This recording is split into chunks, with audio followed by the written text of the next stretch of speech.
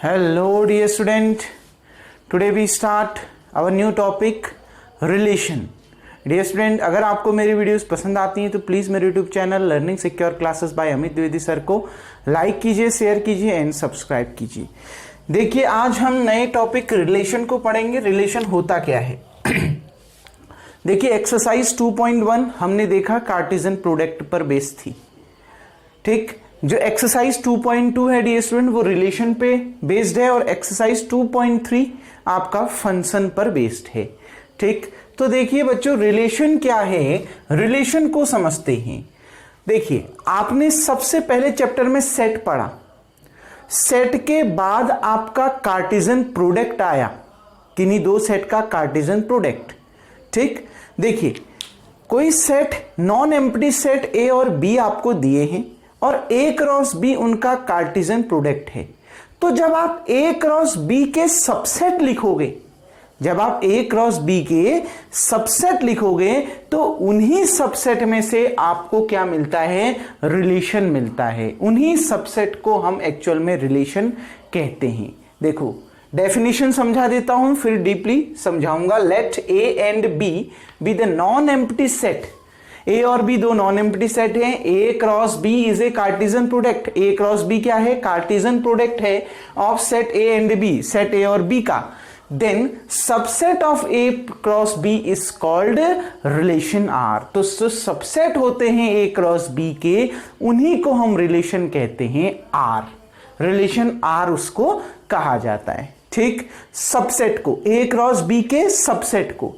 अब उसमें क्या होता है देखो, देखिए बच्चों, if x, y belongs to R, मतलब सबसेट का एलिमेंट, सबसेट का कोई एक एलिमेंट अगर रिलेशन पर बिलोंग कर रहा है, R है, रिलेशन है, रिलेशन पर बिलोंग कर रहा है, कहने का मतलब है ये देखो रिलेशन क्या है, कहने का मतलब सबसेट को ही हमने रिलेशन क्यों कहा? क्योंकि बच्चों ये ऑर्डर्ड पेयर होता है ना, ये x, y जब हम ऐसे लिखते हैं एलिमेंट x और y को ये ब्रैकेट के अंदर लिखते हैं तो ये ऑर्डर्ड पेयर कहलाता है। इसमें क्या होता है, ये जो फर्स्ट और ये जो सेकंड एलिमेंट आपको दे रखा है इनके बीच कुछ ना कुछ क्या होता है, रिलेशन आपको दिया होता है, कुछ ना कुछ संबंध आपस में इनके होते हैं। मतलब ये एक दूसरे से क्या होते हैं, किसी न किसी तरीके से रिलेटेड रहते हैं। इसीलिए इन सबसेट को हम क्या कहते हैं? रिलेशन कहते हैं। क्लियर?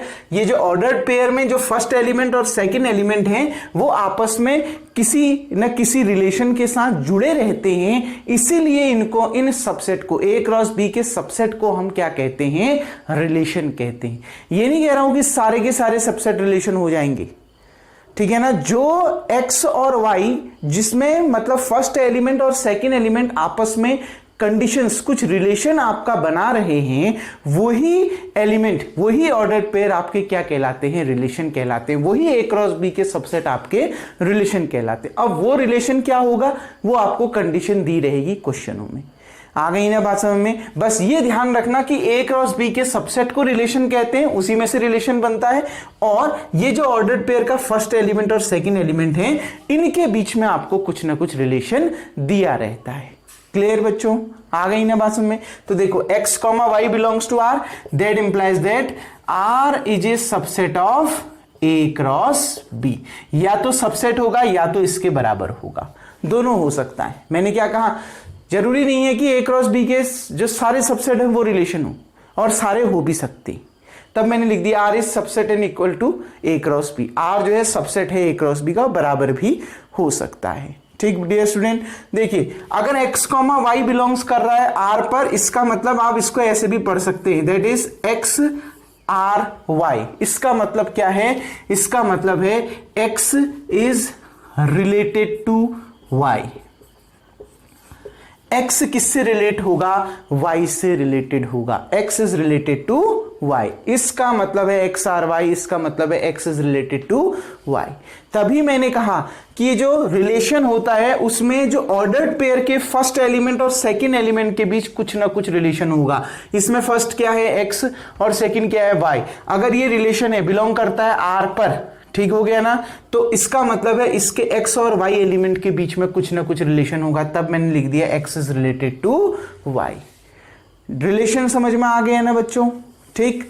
अब देखिए, अब इसमें क्या आते हैं बच्चों, कुछ वर्ड्स आते हैं। पहले मैं इसकी डेफिनेशन बता देता हूं, फिर मैं आपको क्या समझाऊंगा, इसको एक एग्जाम्पल देके आपको यहां पर समझाऊंगा। बहुत इंपॉर्टेंट टॉपिक है बच्चों। पहले डेफिनेशन समझ लेते हैं, फिर मैं एक एरो डायग्राम से आपको समझाने की कोशिश करूंगा। देखो डोमेन क्या होता है, डोमेन क्या होता है बच्चों, इस रिलेशन में, ये जो रिलेशन आपको दे रखा है ना आर, ठीक, इस रिलेशन आर में ऑर्डर्ड पेयर का पहला एलिमेंट डोमेन कहलाता है। रिलेशन आर में ऑर्डर्ड पेयर का पहला एलिमेंट क्या कहलाता है, डोमेन कहलाता है। उन पहले एलिमेंट्स का सेट, केवल पहला एलिमेंट नहीं, उन पहले एलिमेंट का सेट क्या कहलाता है, डोमेन कहलाता है। तो इसकी हम डेफिनेशन लिख लेते हैं बच्चों, डेफिनेशन देख लेते हैं। देखिए आपकी बुक में भी आपको इसकी डेफिनेशन दे रखी है, the set of all first element of ordered pair, ठीक है ना। लिख लेते हैं इसको, the set of all first elements of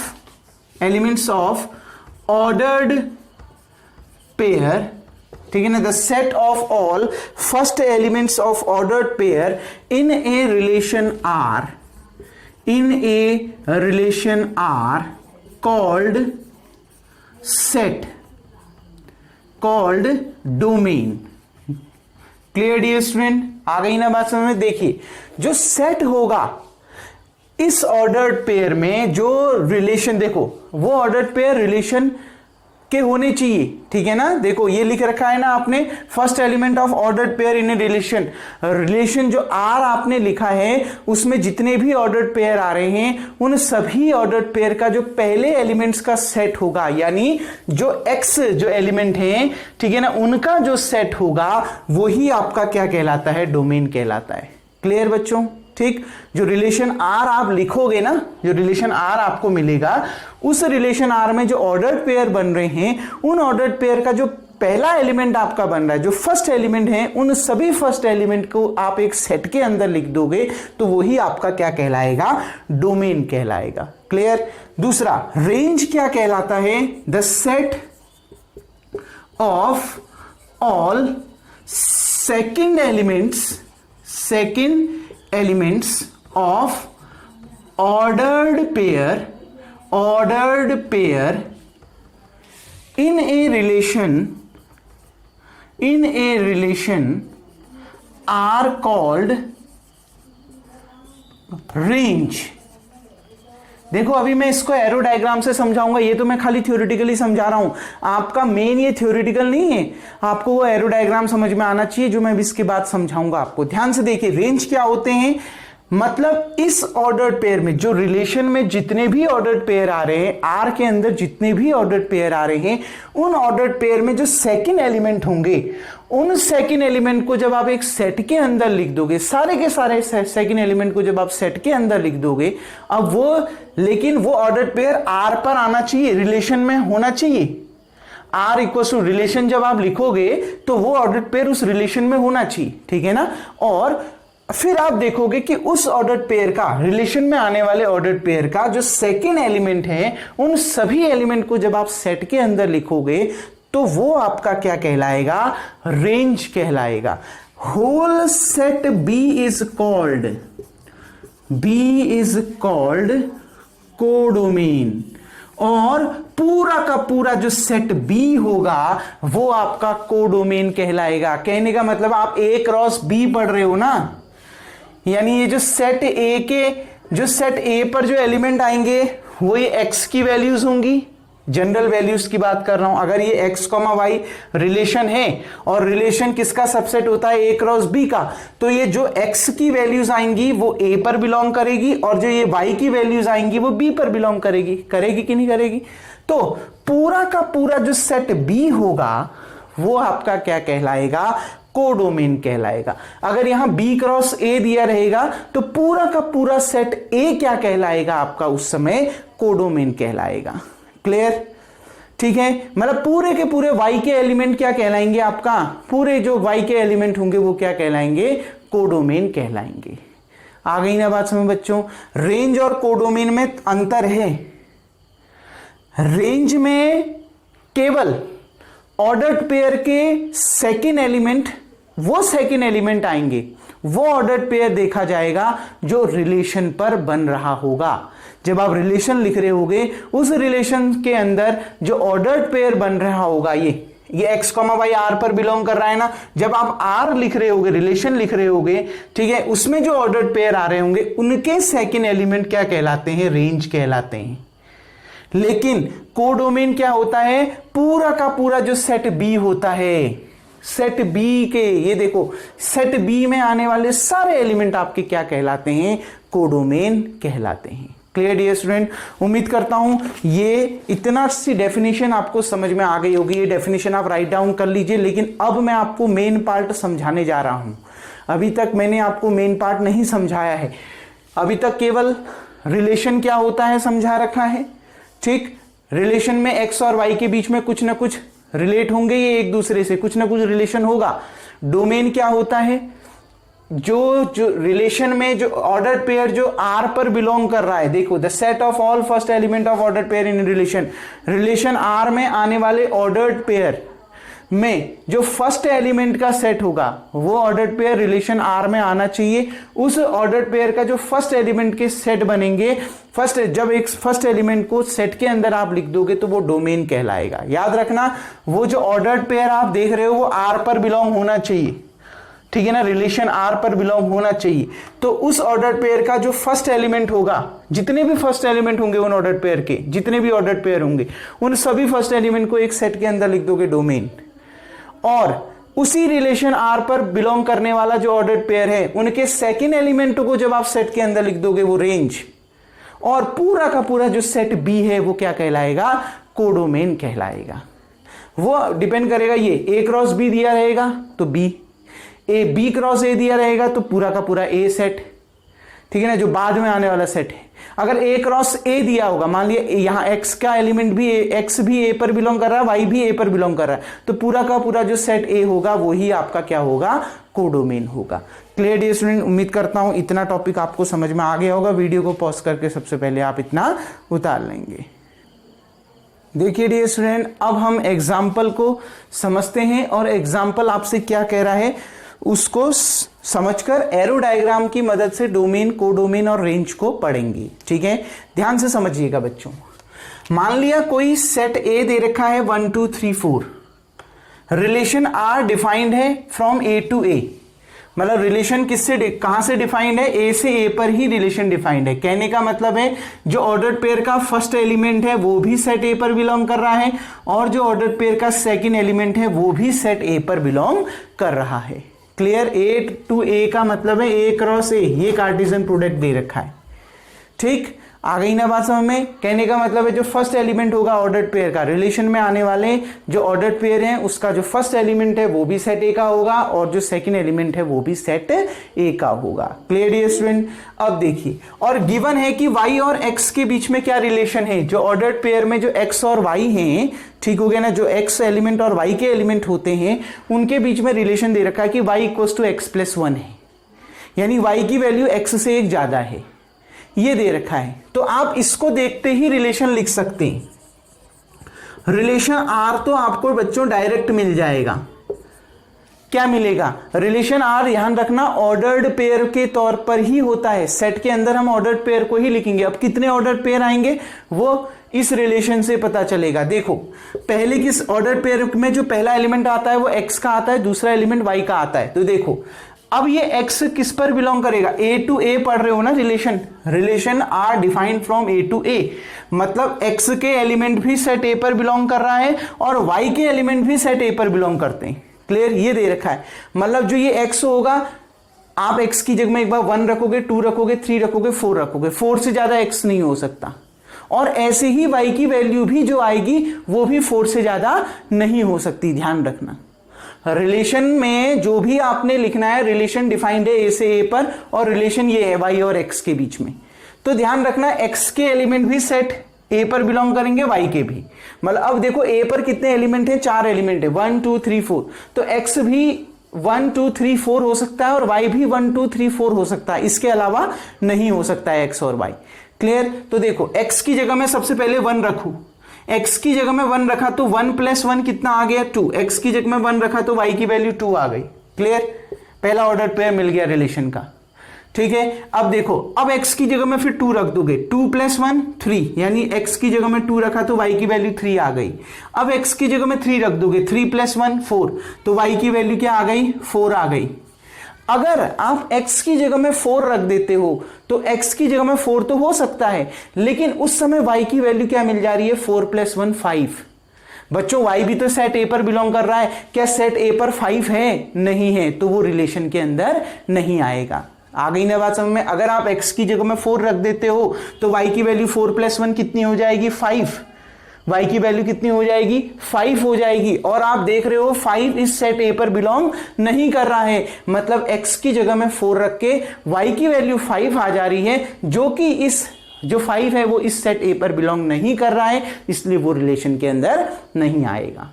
क्योंकि रिलेशन डिफाइंड है ए से ए पर, सेट ए के एलिमेंट एक्स के एलिमेंट भी सेट ए पर बिलोंग कर रहे हैं, वाई के भी, यानी एक्स की वैल्यू भी 1 2 3 4 हो सकती है और वाई की वैल्यू भी 1 2 3 4 हो सकती है, इसके अलावा कुछ नहीं हो सकती है। अगर मैं एक्स की जगह में 4 रख रहा हूं तो वाई की वैल्यू 5 हो जा रही है, जो कि पॉसिबल नहीं है क्योंकि 5 इस सेट ए पर बिलोंग नहीं करता है। तो ये रिलेशन हो गया।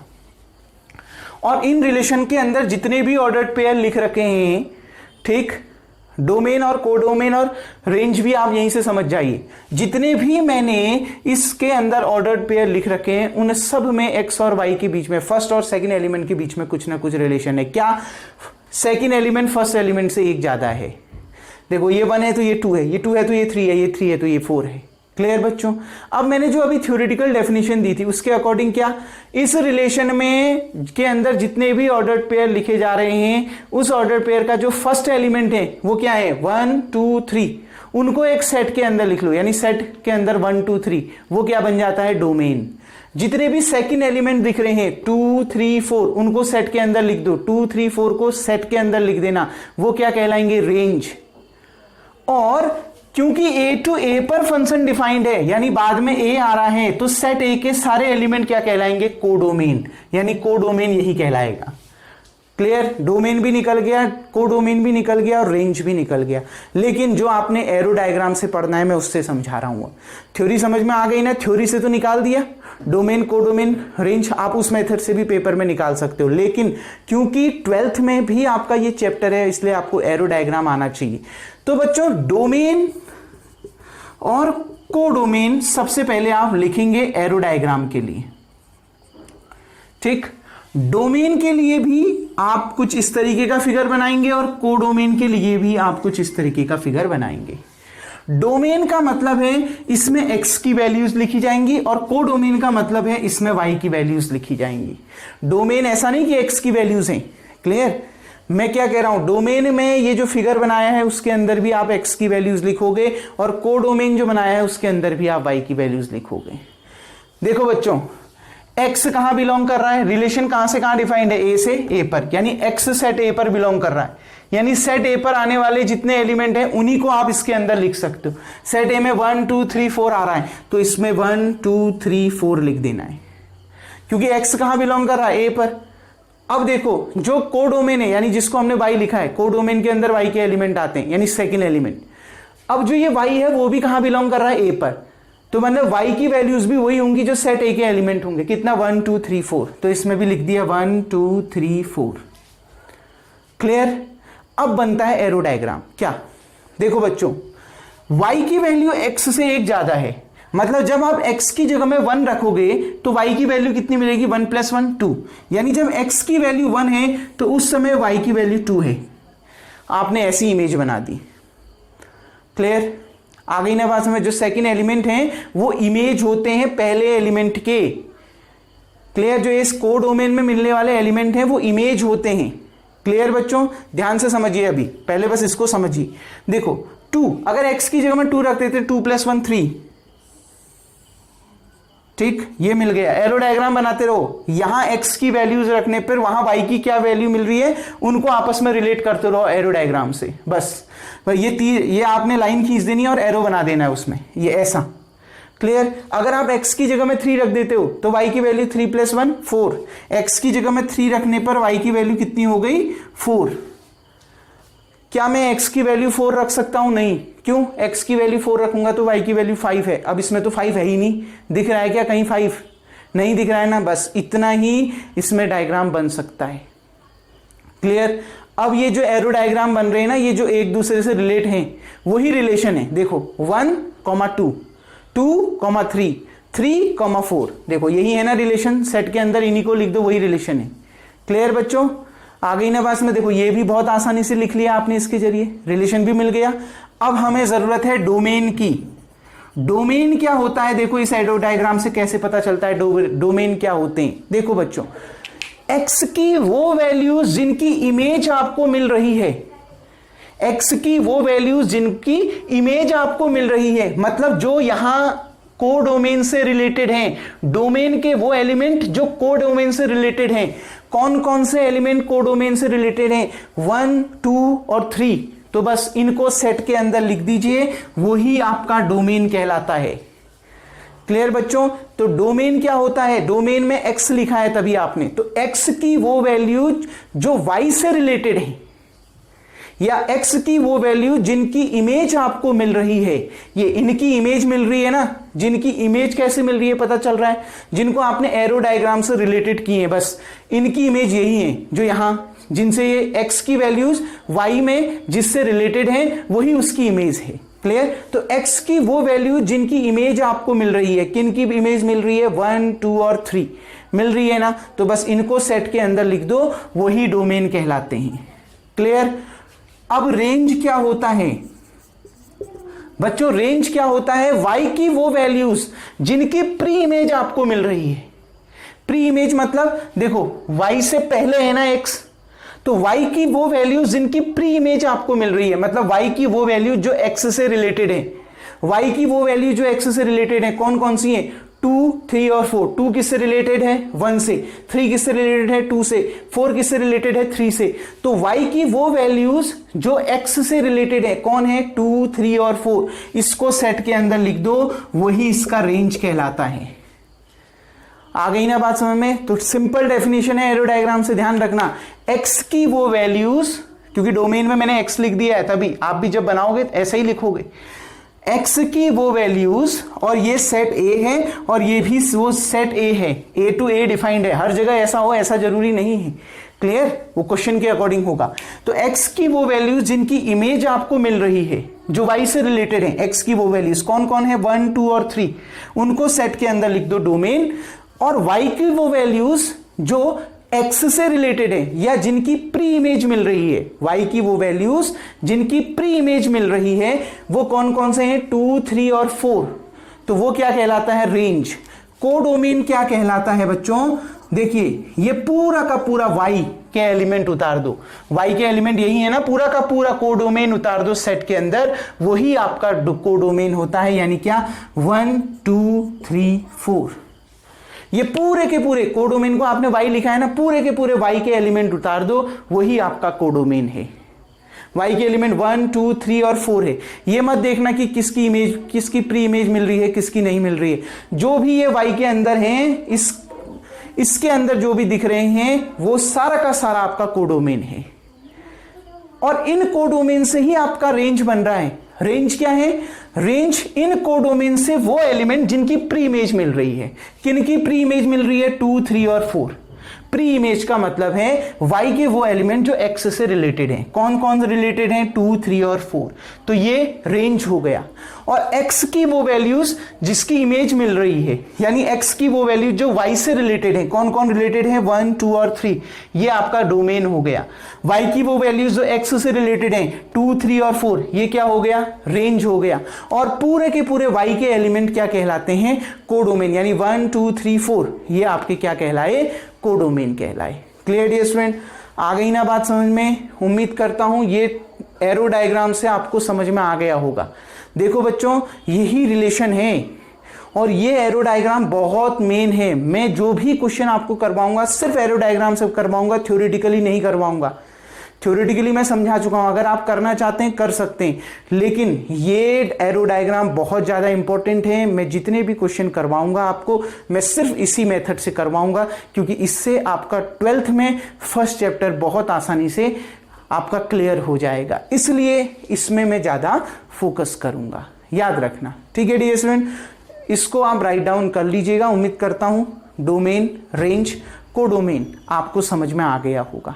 जिसकी x की वो वैल्यू जिसकी इमेज मिल रही है वो डोमेन होते हैं, y की वो वैल्यूज जिनकी प्री इमेज मिल रही है वो रेंज होते हैं, और y की सारी वैल्यूज आपका कोडोमेन होती है। डियर स्टूडेंट, वीडियो को पॉज करके आप इतना उतार लें।